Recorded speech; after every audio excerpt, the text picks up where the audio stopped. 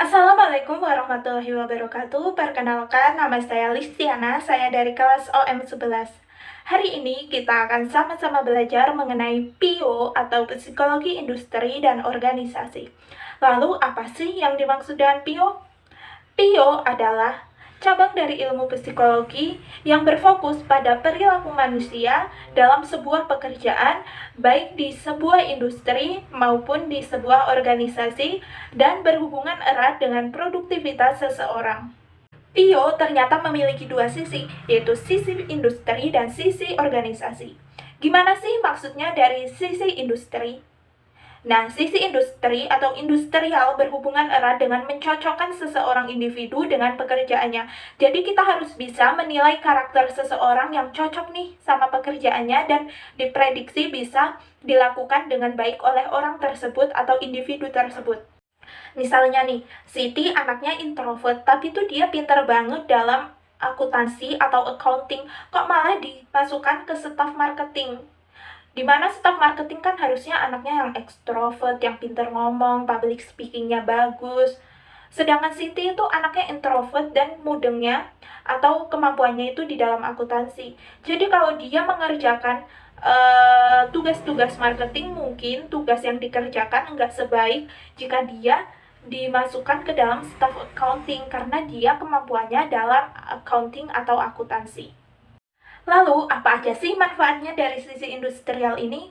Manfaatnya adalah melatih karyawan atau individu tersebut, mengembangkan standar dari performa kerja, dan mengukur performa kerja dari individu tersebut. Sisi yang kedua adalah sisi organisasi, yaitu memahami bagaimana sebuah organisasi dapat mempengaruhi perilaku seseorang atau individu yang berada di dalamnya. Mulai dari struktur organisasi, norma sosial, manajemen, ekspektasi peran seseorang tersebut dalam organisasinya, dan organisasi diharapkan mampu mengembangkan performa individu baik dari kesehatan mental maupun kesehatan fisik dan dapat memberikan keuntungan kepada organisasi tersebut. Kenapa sih penting banget mempelajari PIO atau psikologi industri dan organisasi? Karena kita sebagai mahasiswa pasti nanti ujung-ujungnya lulus, setelah lulus kita pasti pengen kerja. Di mana di dunia kerja kita bukan hanya berinteraksi sama diri kita sendiri, tetapi kita bakal bertemu sama orang-orang yang memiliki karakter, perilaku, dan watak yang berbeda-beda.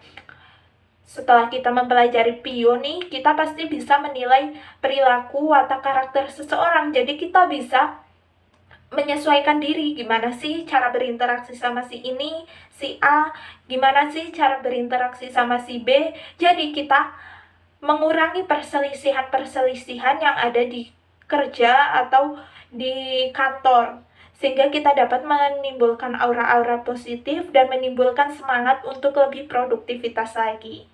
Nah, apa aja sih manfaat dari PIO? Nah, manfaat dari PIO yaitu untuk mengurangi stres karyawan, karena PIO biasanya akan melakukan investigasi masalah dan metode ilmiah yang kemudian diolah sehingga menghasilkan sebuah solusi-solusi yang akan disarankan kepada perusahaan. Dan dengan solusi-solusi yang diberikan kepada perusahaan, maka dapat memperbaiki kesejahteraan karyawan dan menimbulkan kepuasan karyawan. Nah, apabila seorang karyawan merasa puas dengan perusahaan, maka dia akan meningkatkan produktivitas kerjanya. PIO juga bisa meningkatkan metode-metode perekrutan dalam sebuah perusahaan, sehingga akan meningkatkan kecocokan antara perusahaan dengan kandidat yang sesuai dengan budaya perusahaan melalui keterampilan, pengalaman, dan evaluasi kandidat. Nah, gimana sih kita mengimplementasikan PIO ini di dunia kerja? Yang pertama yaitu kepada diri kita sendiri. Kita bisa menggunakan ilmu, wawasan yang kita peroleh untuk dipraktekkan di dunia kerja. Dan yang kedua adalah memperbaiki perilaku di tempat kerja. Maksudnya kita bukan hanya memperbaiki dari satu sisi, tetapi kita juga memperbaiki dari sisi lain. Jadi kita dapat memberikan nasihat kepada yang sama-sama karyawan atau saran kepada perusahaan supaya kita sama-sama enak, bisa saling menyesuaikan, bisa menghindari perselisihan sehingga produktivitas kita juga semakin meningkat. Sekian dari saya, kurang lebihnya mohon maaf. Wassalamualaikum warahmatullahi wabarakatuh.